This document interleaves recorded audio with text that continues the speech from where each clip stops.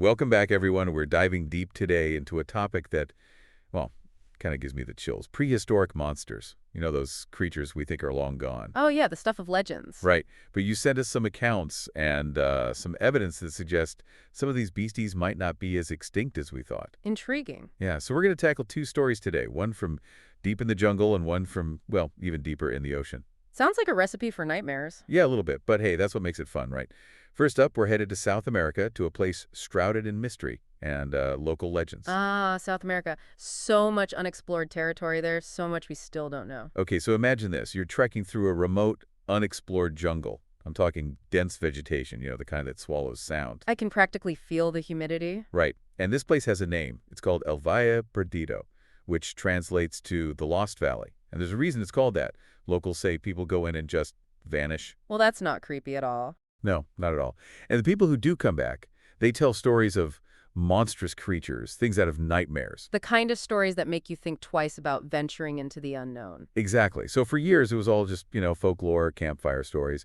But then, in 1983, a scientific expedition led by a biologist, Dr. Alan Brooks, decided to see for themselves. Now, a biologist leading the expedition, that's interesting. A scientist, not a thrill seeker. Right. They were looking for new species, plant life, insects, that kind of thing. Not exactly expecting to run into a prehistoric nightmare. So what happened?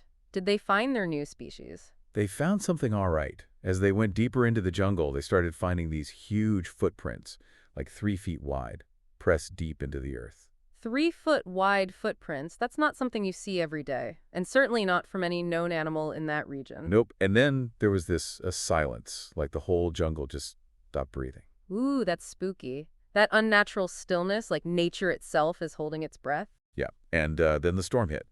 According to the survivors, and there were only 2 out of the 5, mind you, they were attacked by this massive shadowy creature. They said they had a long beak, razor-sharp claws, the whole 9 yards. Sounds terrifying. Did they say what kind of creature it was? Their description matches up perfectly with the Quetzalcoatlus, that gigantic flying reptile from the dinosaur era. The Quetzalcoatlus, wow. With a wingspan like a small airplane? Now that's a creature you wouldn't want to meet in a dark jungle. No kidding. And get this, it wasn't just the survivors' word. Remember those massive footprints I mentioned? They found more of them. So we have physical evidence backing up the eyewitness accounts. That's pretty compelling. Right. 2 independent pieces of evidence, both pointing to the same unsettling conclusion. And, it wasn't just like a flyby either. This thing actually attacked them. 3 of the explorers were killed. Oh, wow. Dr. Brooks managed to send one last transmission before the radio cut out. He was chilling, man. He said, "It's coming. Oh, God, it's coming." And then nothing. Just silence. That's the kind of thing that keeps you up at night, Yeah, big time. It makes you think, like, what else is out there? What else have we missed? Speaking of lurking in unexpected places, that second story you sent us that takes us from the jungle to the ocean. Ah, the ocean. Talk about unexplored territory. We know more about the surface of the moon than we do about the depths of our own oceans. Exactly. So this one's about an incident that happened back in 2014 off the coast of South Africa. Okay. It involved a marine research vessel, the kind that tracks those big great white sharks. Oh, yeah, those are fascinating creatures. Apex predators. Right. So these researchers, they were using this sophisticated technology, tagging these sharks and monitoring their movements. Makes sense. I mean, gotta stay a safe distance from those guys. Yeah, no kidding. So they tagged this one massive great white, something like 15 feet long. Whoa! I know, right?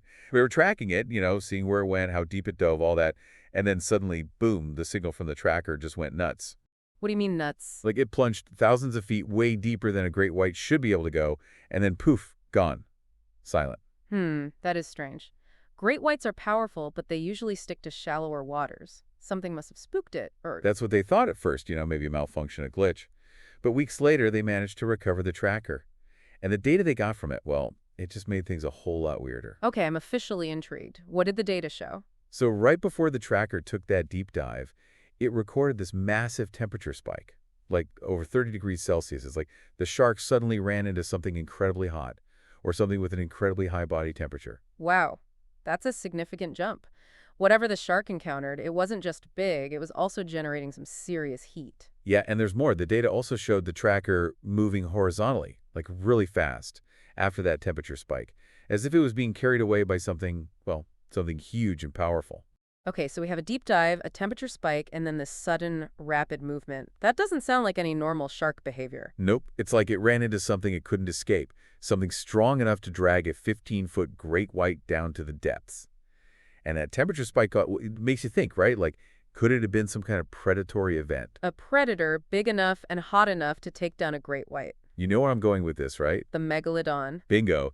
That prehistoric monster shark, the one that could grow to like 60 feet long. Now that's a creature that could pull off a stunt like that. The megalodon. I mean, it's supposed to be extinct, right? But then again, we keep finding these creatures thought to be long gone still swimming around. It really makes you wonder what else might be out there. I mean, we think we've got this planet figured out, but what if we're wrong? What if there are things down in those depths that have survived for millions of years?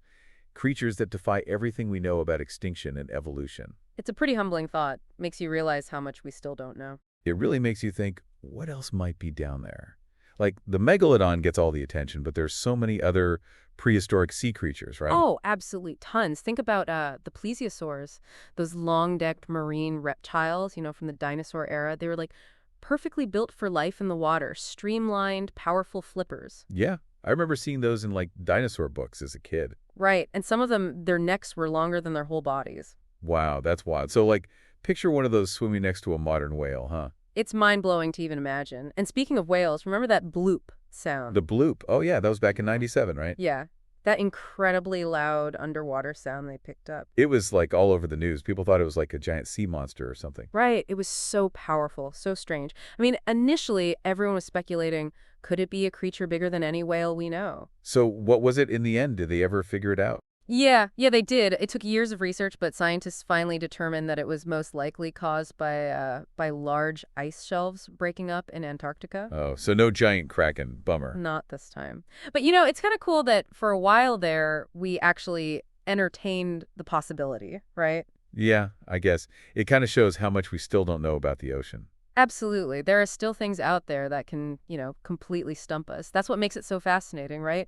We haven't figured it all out. That's what I love about these deep dives. Even in the 21st century, with all our fancy tech and stuff, there's still so much mystery out there. Totally. And that's the beauty of science. It's always evolving. What we think is a fact today, it might be completely different tomorrow, as we get more evidence, better technology. So you're saying there's still a chance that some of these prehistoric monsters might be real? Hey, I wouldn't rule it out completely. The evidence is often, circumstantial stories, sightings, but it's important to keep an open mind. We're finding new species all the time. Who knows what else is hiding out there? All right, so what's the takeaway for our listeners today? What should they be thinking about after all these stories? Well, I'd say the biggest thing is stay curious. Ask questions, challenge what you think you know, and never stop exploring. The world's full of mysteries. And maybe, just maybe, keep an eye on the shadows. You never know what might be lurking there. Exactly. Until next time, keep searching for those monsters and enjoy the thrill of the unknown.